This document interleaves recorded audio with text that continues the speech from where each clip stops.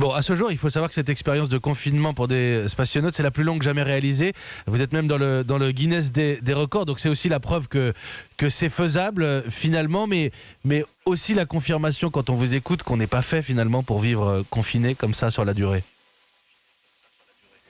Alors, oui et non.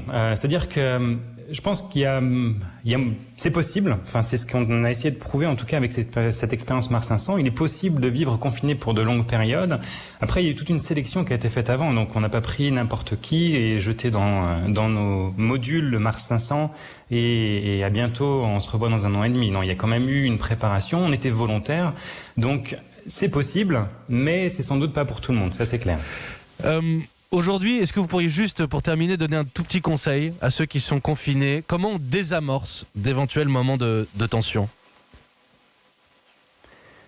Alors, les moments de tension qu'on a eus, on les a désamorcés parce qu'on se parlait. C'était la communication qui était la plus importante. Un des problèmes que l'on a eu, c'était lors des repas. Alors, je sais pas si j'ai un peu de temps pour vous raconter l'anecdote. Allez-y. Mais on était à table et en tant que Français, j'aime bien discuter, j'aime bien poser des questions. Et un des gars russes, par éducation, par tradition, ses repas en famille, c'était silence et c'était seulement à la fin qu'il partageait sur la journée.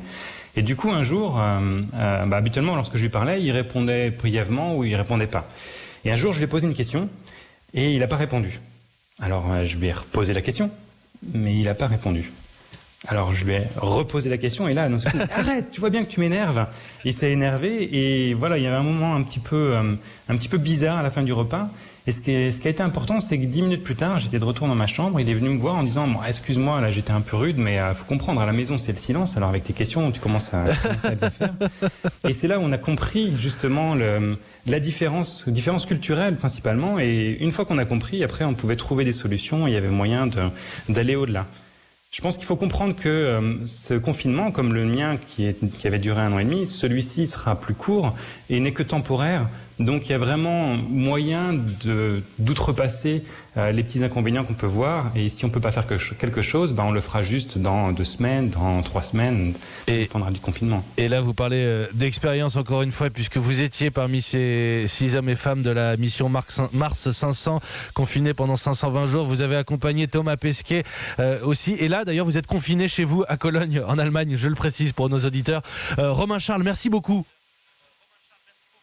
Merci à vous. Et à très bientôt, j'espère, ingénieur support des spationautes de l'Agence spatiale européenne, en direct ce matin sur Europe.